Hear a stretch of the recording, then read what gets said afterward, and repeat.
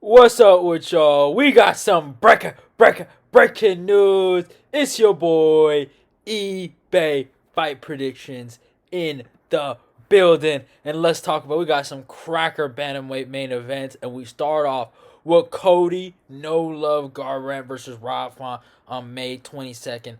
5 rounds main event. This is an awesome fight. I am gonna be giving some early predictions. Man, Rob Font looked like an absolute killer, y'all. And Cody Garbrandt is super chinny, but Rob has shown to be primarily a boxer. If he can mix the kicks in and he can do anything to mix it up and mess with Cody, then yeah, I could see it. Rob's he can crack. He has he sets his punches up well, but I think Garbrandt is just on a different level than him on speed. I like Rob, but I just do not think Rob Font is gonna stop Cody right now. I think Cody's on a different level to some of these guys, talent wise, man. And Cody can wrestle. He can wrestle. So it would be interesting if he does wrestle. But I think we're just gonna see an old fashioned boxing match basically with little gloves. I don't think these guys are gonna throw any kicks. But I gotta go Cody Garbrandt. I think a finish later in the rounds. I think fourth and fifth. We haven't seen Cody really go to those fourth and fifth rounds in a minute, but he does have that experience. Like a guy like Rob Font, I've never seen him in the fourth and fifth rounds, so I don't know what he got in there. Obviously, I think he's a hard worker, but he has been dropped before. Rafael Alonso dropped him, in their fight. So I think Cody will beat him. I would say fourth round knockout, and I think Cody is just superly defensively responsible now. Like I really do believe that I think he's realizing what happened in the Pedro Munoz fight and what happened in the TJ Dillashaw fights were really big mistakes, on himself. So I think he knows what he got to do, and I'm going Cody Garbrandt fourth round TK or knockout. And next up, the real big ass news.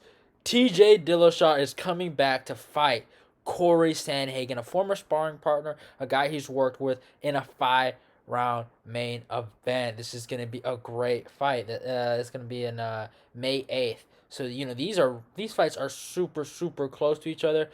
I think we basically got a bantamweight tournament right now. That is just awesome news to hear.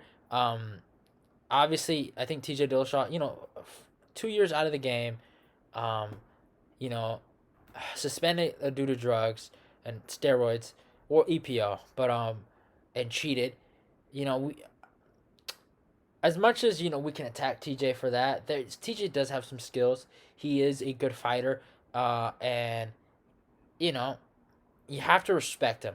Obviously, I was super happy when Henry Cejudo beat him. Obviously, I wasn't on YouTube when this was happening, but TJ was such a villain at this point when he was fighting Cejudo, and he was openly bragging about how he was gonna shut down the flyweight division and take away people's jobs, like guys like Joseph Benavidez. He knows, just dirty stuff like that. I know TJ has his fans, and I don't want to be disrespectful to his fans, but I'm not the biggest fan of TJ. I respect the man, but the guy, I just honestly, I don't think he's a good human being. There's nothing wrong with that. Like, I don't think there's anything wrong with not being a good human being. You have that right. But I just do not think he is one. But he is a good fighter. I don't want to take that away from him. Um, you know, it is what it is. At the end of the day, he does have a wrestling background. He can wrestle. You've seen the way he fought Lineker. That is probably the key to victory of fighting Cory Sandhagen. You saw how Lineker fought Cory Sandhagen. That was a really close fight. You saw what Aljamain Sterling did. You saw how Rafael Assunção got crazy takedowns on Cory. These are things that TJ is probably going to have to implement. But there are facts coming into this matchup. And I don't like talking about sparring. But Dan Hooker on his podcast, I will show the clip, had talked about that Cory Sandhagen used to whoop as a 2-0, I think, pro, whooped on TJ as a champion, which is crazy. So that's wild. But it's a hard fight. I don't want to doubt TJ because TJ, I really do believe if he uses wrestling, he can really win this fight. He can really win this fight. But with being out for 2 years, having all those drug allegations on him, and Cory Sandhagen being the guy, the guy that he is, knocking out Frankie Edgar, destroying Marlon Moraes, he's put himself in a really, really good spot. But at the same time, I don't like it when guys talk about sparring. If you remember, Jose Aldo, the whole week during the Peter Yan fight week, kept talking about sparring. How he used to whoop him in sparring. Same thing, Alexander Gustafsson when he was fighting Verdum. He kept talking about how I used to whoop him in sparring. Oh, rah, rah, rah, da, da, da. Like, that is not a good sign.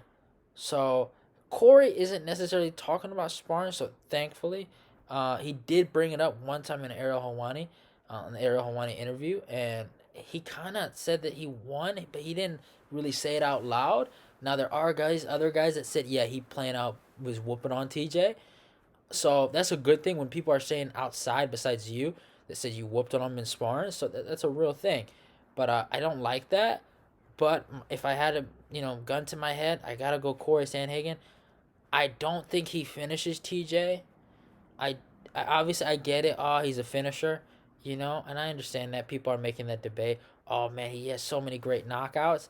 But I still remember the guy that went to decisions with Rafael Assunção and Lineker. I still remember that guy. So, I don't think, some of those guys, Marlon, fucking, what's his face, Frankie, I don't want to say Marlon isn't durable, right? He got exposed for being not as durable now after the Rob Font loss. But, like, Marlon, even, I understand it was 2 fights ago, but Marlon took heavy damage against Cejudo, man. People forget that was a back and forth war, and he was beating him up, y'all. He got the heart taken out of him. So, I don't know how durable his guys were that he knocked out. TJ's also pretty chinny. So that is, he got knocked out by Dotson, got dropped by Cody, got finished by Sudo. I know some people complain about that stoppage, but it is what it is. I'm going to go Cory Sandhagen. I don't think he finishes, no. I think TJ's, I don't know, man. It's a hard fight to really, in terms of, like, method. But, yeah, I'm going to go Cory Sandhagen and get this done by decision. But TJ is a live dog. I think Cory will be the favorite. But TJ can wrestle, man. He's not no bum. So I will leave it at that. But hope you guys enjoyed the video. Do not forget to follow me on my Instagram. Do not forget to follow me on my Twitter. All those links will be down in the description. If you're new, subscribe to my channel. Like, comment, share this video. Go click the notification buttons. And let's get this eBay Fight Predictions Nation growing. And it's your boy. And I'm out of here. Denver Elevation Fight Team. I think he was only like, Cory at the time was like 2-0 as a professional. So he only had he's 12-2 now as a professional. When I was there, he was 2-0 as a professional. And like the first time he ever caught my eye, he was in there like sparring with TJ. And he was like, I was like, who's that guy? Because he was like lighting TJ up. And I was like, TJ was like the bantamweight champ at the time. He was the man. He was the king of the castle. And Sandhagen was out there like lighting him up like a Christmas tree. And I was like, who the heck is that kid? But like the gym at the time, everyone knew that he was like the next big thing. And everyone knew that he was like a future world champion. I still believe it. That's an incredibly tough matchup. But from my perspective, Cory, to me, outside of like Israel, has some of the best footwork and some of the most tools to